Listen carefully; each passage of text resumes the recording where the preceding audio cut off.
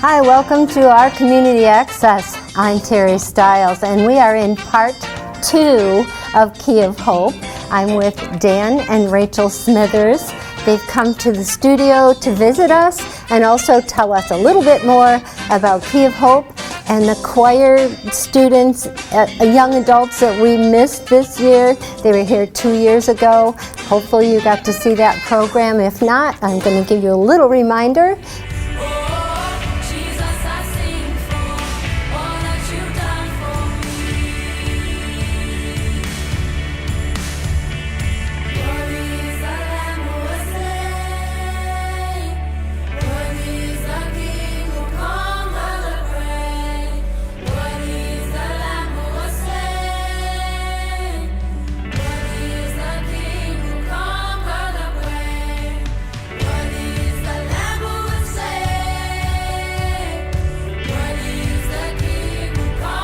And for now, we've been talking previous about how Dan and Rachel got started in Durban, how Key of Hope got started, and now we're hearing about some of the successes that they've had in the last 14 years that you've been here. Welcome back to OCTV. Thank you, Terry. Thanks for It's so having us. nice to have you two here.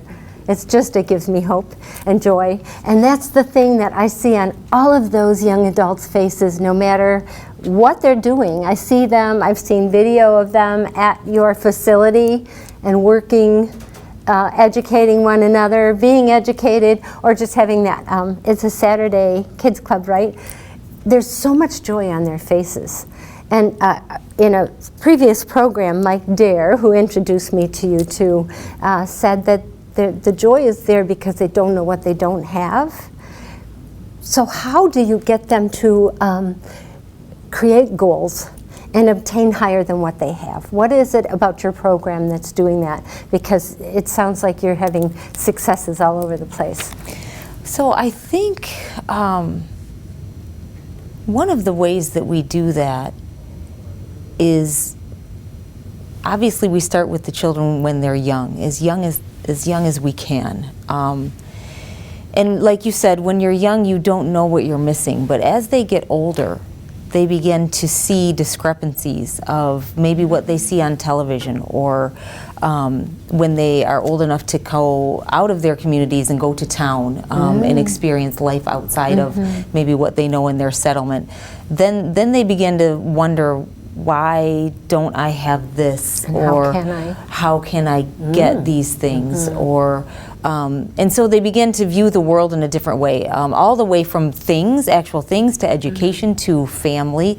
And so at Key of Hope, we try to present all of those things in a healthy way and encourage the children to go after those things. And then we come alongside of them and give them tools to do that, like access to school, like access to, we talked about college, like access to a career that might even be outside of a college, like a flight instructor or a pilot or things like that. So they have access to some different things that we offer them. But then we also focus on their spiritual needs and encourage them in that there is hope for today, and then there's hope for after. It gives them strength for tomorrow. To give them strength for tomorrow. Sure. So that's kind of how we come alongside of them, and we continue to do that over time, and walk with them through struggles, through triumphs, through tragedy, all of that. Which they experience a lot of. Experience a lot of. And Which so you're contributes counseling to, too. yeah, a real sense of that life just happens to me. It's just, everything is determined. And as an orphan, when you watch your parents die and you're watching people get sick and you have no control over whether you eat each day, you just kind of have to roll with whatever happens. And this is common in the third world, where there's no point in setting goals because I don't have any control over what happens. But that's one of the things they learn at Key of Hope, is that you do have some control. You can grab a hold of a purpose in life and a destiny that we believe is God-given. And when that begins to dawn on a kid or a young person, it changes everything for them. I bet you can see that light bulb go on over their head. And that mentorship program from cradle to, then you have an M&M program, which is maturity and marriage. Am I right? What is? So the 12th year, like here it would be a senior, so the 12th grade. They call that in South Africa matric. Oh, okay. So the first M stands for matric, Okay. and then the second M in M&M stands for marriage. And so it's our young adults who are anywhere between their matric and their marriage. So they're So a part you're of that. basically walking with them from cradle to into their marriage, and then you have the opportunity to also mentor their children. Yes. Yeah. Have you seen that yet? We're almost there. Pretty close, huh? We're getting We have there. staff members that we've seen get married, and then now their kids are involved in Their kids are Kiowa. coming. And we actually have now, there's the M&Ms, but now we have a marriage group that we have a luncheon and a thing where we get these married couples together each month and talk about marriage. And so, and then sometimes now parenting. And so, yeah, it's now become not just lifelong discipleship, but multi-generational discipleship. Which is important because the young adults now they get to be 20, 21, 22, and they've never seen a proper family or a marriage, or they don't have access to their parents, or to even to someone who would mentor them, because like you said, it's multi-generational, and so they've never actually seen it. And so when you go into marriage, I mean, we all need help with that. Oh my and so, goodness, yeah. especially when you're raising children. And so that's something that it's definitely the next phase of what And we're with doing. any difficulties in life, if there's poverty Sure. involved or illness involved, that just adds another layer to Yeah. the difficulty. So that's great that somebody's there to help them work through that. Talk about the garden program. Okay. So we have some community gardens around Durban, and so, for example, there's one that is overseen by about a half a dozen grannies, all of whom are caring for orphans themselves. And the original idea for the garden was that they would have both the space allocated by the community and the resources, whether that be equipment or seeds or whatever they might need to make that garden successful, so that they could then supplement the nutrition for their household. And over the years, we've seen not only has that happened, but these grannies have, because of this garden, become even higher placeholders in the community, because now they're a source for other families. They grow so much that it's not only what they need, they're able to give some to the other aunties and grannies that are also caring for orphans or their own children, to be a blessing to their neighbors, but then even on top of that, have some to then sell Oh to, my to the goodness. wider community. Wow. And so it's really taken on a life of its own as these gardens have become real hubs of these grannies having purpose and place in their communities.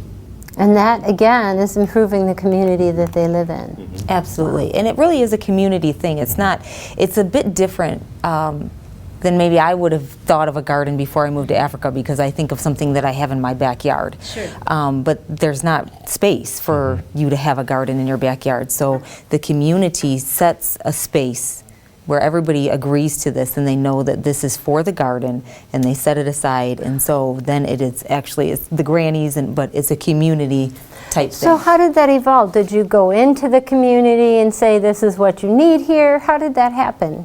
It evolved. How do you create that kind of a thing? Yeah, really through our relationships with the leaders of each community. Each community has like what you might call a city council, or perhaps a leader that kind of oversees that community.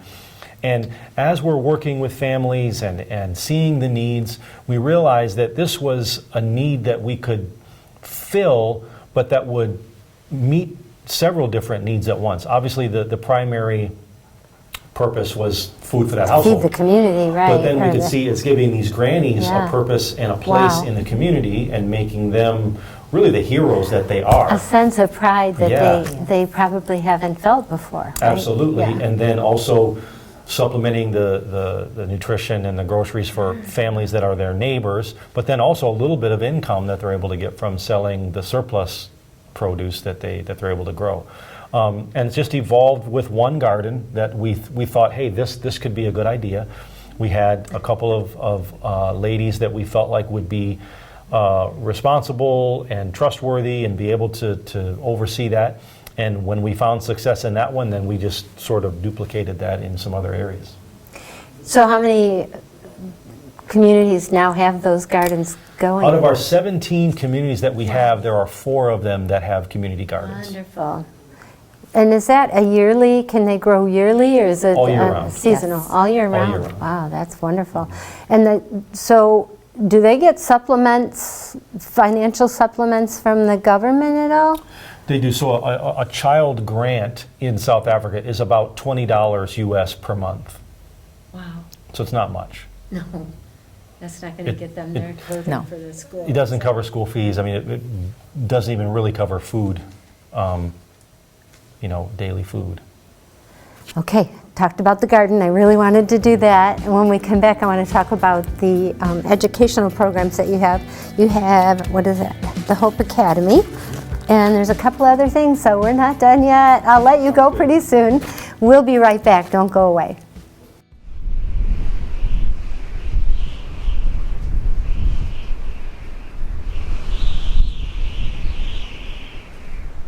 You've got a couple programs that help in leadership. Talk about those. Anything we can use really to, number one, connect with these kids, and then number two, connect them with God and their purpose in life, we'll do it. That can be a reading program, it can be a sports program, music, dance, anything we can use really that contributes to that, then we'll do it. Education obviously has another layer to it because of how directly it is tied to opening up opportunities for them Right. to fulfill what they come to learn is their purpose. And so that's a central thing really on a daily basis with Kiefo, both in our after-school tutoring for kids who fall behind in school when a parent gets sick or dies, and with the day school that happens, which is small at this point, but those kids who struggle to get papers, that we help Oh, them with right. education during the day. So what's the age group with that educational group? Well, education like also 8? goes down to our preschools that we have. We operate 4 different preschools around Durban because we found that early childhood development was an area that was being sorely neglected, and these kids were showing up to first grade completely unprepared for school. They had never held a writing instrument or even sat in a chair. Oh, my goodness. And so we began starting these preschools as a way to get these kids ready, and so we hire teachers and we build preschools and we get these kids ready so that when we do send them to school, that they're ready for that. And right up through our day school and after school, and then through high school, helping kids graduate, and then on to college and university. And you have, how big is your staff? About 40. It sounds like you need like 100. We do. We We need lots more staff. We do. So Rachel, what is your day like? What do you do in your day? Oh my goodness, it depends on the day. But because I'm the director of the music department, there's a lot of music in my day. So I generally will bring my team together. So I do have a team of young people that I have raised up that have come up through the choir that are now either in college or moving forward some way in music or tech. And I'll meet with them, we'll pull them together, we'll kind of map out the week, and then we will empower those kids to run their programs all week. So whether that's a dance program, I have a dance team, and so they figure out what they're going to do with their, all the moves and All all the the songs and choreograph. all the things. And so Amazing. they get together, and then we'll, make plans to transport those kids in every week and make sure that there's time slotted for them, and then how to get them home. And so that happens for every single one of the music programs that I have. And so really it's a lot of music. There's a lot of other things that I do as well, but as far as the music side of it, it's empowering the team under me to, I guess, redo what they did when they were coming up and pass that on. Rehearsals and music So lots of lessons and rehearsals, instrument lots of instrument lessons, lots of music theory. And life lessons. I mean, all of that yes. is just saturated also with just talks, conversations, Sure. about life, and that's really at the Relationships. heart of it. That's what it's about. It Sure. is. I mean, one of the things that is important for my team to know, and I think all of our kids to know, but is that your purpose isn't your career. Right. And there's a difference. I think a lot of people have a career and they never actually find out what their purpose is. Right. And so we talk a lot about that. How do we make what we do purposeful and meaningful and impactful beyond me? Yeah. Wow. And so do you meet with that group every day? So yes. Yes, one form or another. yes, Yeah. in one form or Unbelievable. another, yes. So I have formal meetings with my team, so that's once a week, it's an hour a week, but then I schedule individual meetings during the week to, supervise and instruct and shoot questions and all of those things. And who picks out the music? Because their music is fabulous. Yes, so that's, honestly, we all kind of work together. So I would say that I come up with a lot of the English, at least in the beginning. Now I'm working on getting them to do that as well. And then they come up with a lot of the traditional Zulu music, and so we work together, and then once we have the music picked, then we say, okay, now what do we want to do with it? And so I'm always getting feedback from them. This is my idea, how can you make it better? And so I kind of put that on them. You make Nice. it better, you make it African, you make it sound the way, and so it's And the they tag do. team. And they're sure doing do. it. They sure They do. step up to the plate. They do. Now, do you do performances around there at We all? do, For the absolutely. communities? Yes, we do. Oh, Yep. So nice. I will say this: in Africa, it's not as much of a novelty because a lot of African music is it's everywhere. yeah. But yes, we do definitely do performances for conferences, and different businesses will ask us to come and sing for their staff, and churches will invite us, and so yes, we do do that fabulous. And so how often do they practice? once a week. Once a week. So every group practices once a week. So let me go to, I'm reliving their performance in my head, and your daughter, one of your daughters performs with them. Is she still performing? So okay, that would have been my oldest daughter, I think. So no, she doesn't, because once you turn 18, you're not in the choir anymore. Now you graduate to the adult music group. But all four of our girls have participated in the choir, and so at different phases in their life, and by choice, that's something they want to do. So that's been fun for them. What is their life like? Different. It's very different. I It's can't different. imagine. There's it's been, as anyone who has heard our story could probably imagine, involved a lot of sacrifice moving over there, and we're far away from family and things that happen. And the language that's not familiar. Yeah, and so there's a lot of displacement involved in that, and a lot that they give up. But on the other hand, we wouldn't trade this life for anything, because they also are opened up to a whole world that they never otherwise would have been exposed to had they grown up here in Michigan. As great as Michigan is, and as much as we love Right. Michigan and Yes, the United Michigan. States. And Nice to visit, right? yeah, I mean, we love being Americans, and we are Americans. We are, expatriates living abroad. But their life, on the other hand, I mean, they have the opportunity to do international travel and see another culture, and have friends and things and relationships outside of what would be their normal network. So they go to public school, and they have friends both in the Zulu world within Key of Hope, and then also school friends and friends at their church. And it's a pretty unique life that they're able to live. It and is. they've all embraced that in their own way. So what do you think? Do you think once they've fled the nest, will they stay there? Will they travel? Will they come back home? I think it's different. I mean, my With each oldest one. really wants to come back. She's actually in Alabama right now in school for ministry, and she really wants to very come nice. back and work at Key of Hope. Wow. But as each one sort of leaves the nest, we'll just see what they want to do. There's definitely no pressure from us, for them to be a part of Key of Hope. We want them to do whatever they feel God wants them to do. Wonderful. Okay, we're going to talk about more education and what you need what your future goals are in our next segment. Don't go away.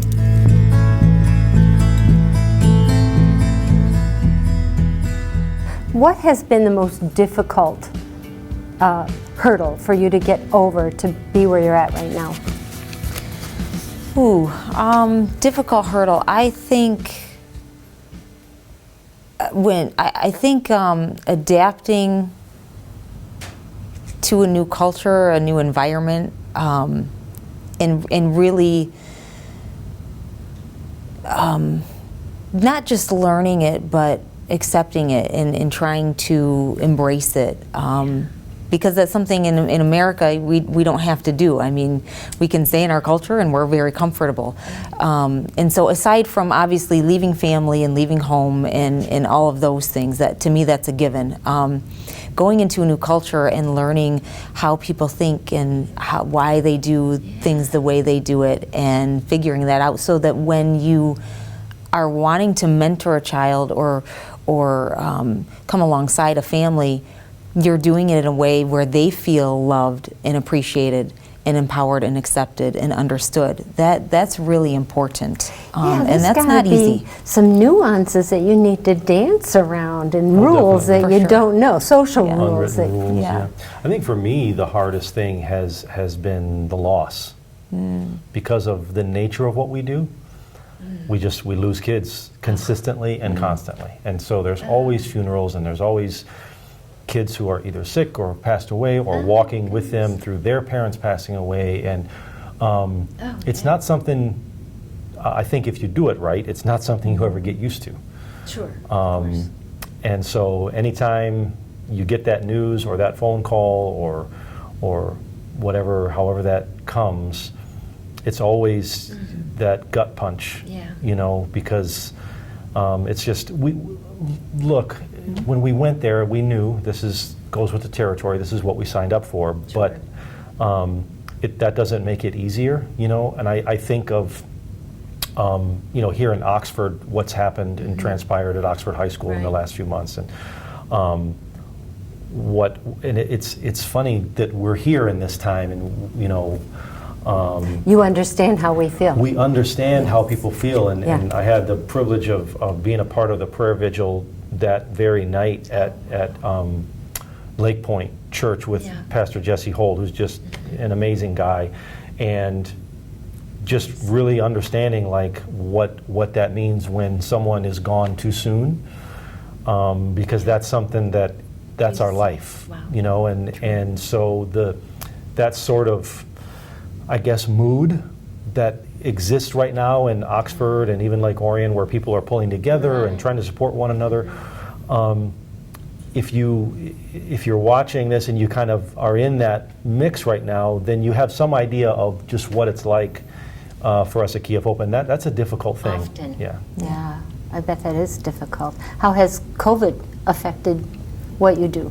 COVID has not been as huge of a problem as they once feared in the beginning, when no one knew what this thing was going to do, and of course with as many people in South Africa as are immunocompromised, and it was really a big fear.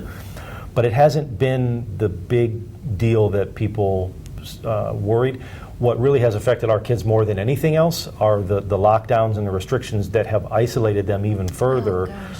Even from Key of Hope programs, as we were even restricted. The only thing we could do was register as frontline workers to be able to still feed our kids and deliver food, which is, as it always has since the very beginning, opened doors for us to connect with the kids and do ministry and continue to have Keep in our touch. relationships with them. What is the feeding program? I mean, do they come to you to get food? Are they hungry when they get there? What? It's a mix. It's a mix. So our feeding program, I mean, we definitely have had kids, and when I say kids, many kids come and find out where we are, where our location is, and show up at our gate because they're hungry. So we do have that. And they will walk for miles to get there. But we also have, we spoke earlier about the communities that we've identified. And so on our staff, every staff member takes care and takes charge over a certain community. And so they do the visiting of every child in their home. And so each week when a child is visited, we get to know the family and what their needs are. And so you know if this family has food, you know if this family has health issues, you know if the children are in school or not in school, you know if they're orphans, you know if they're living with a mom or an auntie or a go-go, or if they're a child-headed household. And so when you know that, then you know who needs the food the most. And so our staff has become really, really great at identifying the kids who are in the greatest need and who need the most help with nutrition and otherwise. And so that's how we target who gets fed. And it's kind of a priority list. So we have a list of children that our staff knows. They're called our VIPs. And if you're a VIP kid, you get food. You get the help you need. And so yeah, we identify those kids by being in the community and being in their homes and knowing their situations. How about medications and medicines, health? With issues? health issues, it's obviously a very real concern with our kids. But just like we were talking about with birth certificates, medical care and medication is available. It's more about access and the barriers to that. And that can be anything from transportation to just knowing where to go when you show up at the big 20-story government hospital. Right. To get your ARV medicines. I've woken up at 3 in the morning before, pick up a kid, we go and you wait in about 6 or 7 different lines throughout the hospital literally throughout the day. And by 2 o'clock in the afternoon, you've got your bottle of medicine. Oh my goodness. No way, someone who has no idea how to navigate that system at 10 years old, for example, would be able to do that. And so what we provide our kids in the area of healthcare is just that advocacy, and we're a voice for them in getting the care that we know that they deserve. What are your goals? What is your long-range goal for Key of Hope? The ultimate long-range goal for us is eternal, that we want these kids to know their Heavenly Father and for them to be connected and in relationship with Him forever. But we know, especially having since gone to Africa, how directly tied and connected that is to what happens here. And so that has directly to do with things like feeding and their purpose in life and their relationship with God here in this world. And that's why we're very focused on this holistic ministry that encompasses health and education and emotional health and mental health and academics, along with their social well-being and spiritual well-being, because it's all tied together. So our ultimate goal for them in this life is for them to be connected with God, and through that relationship become everything that He's created them to be, as a mother or a father, as a teacher or a social worker, or whatever it is they're going to become in that regard. But then as a citizen of their country and of their community, and as a Christian in the larger body of Christ, to see these children reach their God-given potential in every area of life. They're lucky kids. So we'll wrap it up real quick. What can we do to help? I know you need funding, so how do people get in touch with you? I think it's just that, to help them reach their God-given potential in every area of life. We're at keyofhope.org. That's where you can find out more information, watch some of the videos and the different things that we have, because one of the things that we mention when we talk about our fundraising is feeding the future. And we're not only feeding their bellies, but we're feeding their minds, we're feeding their hearts, we're feeding their souls with the love that they need, that fills that empty place that really all of us have, that we're all born with that place that just needs love. Sure. And so when people donate to Key of Hope, that's what it does. It feeds the future in all of those areas. And when we give a kid a meal, a food parcel, or a P&J sandwich at one of our programs, it feels like a full belly, but it also feels like a full heart. And when people help us with our feeding, that really is the front line of what we do. And so people can go online and sponsor feeding a family or feeding a child, or one of our programs that really helps open the door to everything else we do. It's like when you make dinner for your whole family, you're doing that It for is. love. It's exactly like that. It is. Well, thank you so much for joining us today. Thank I know that you guys are busy, and I really appreciate that you took a stop here.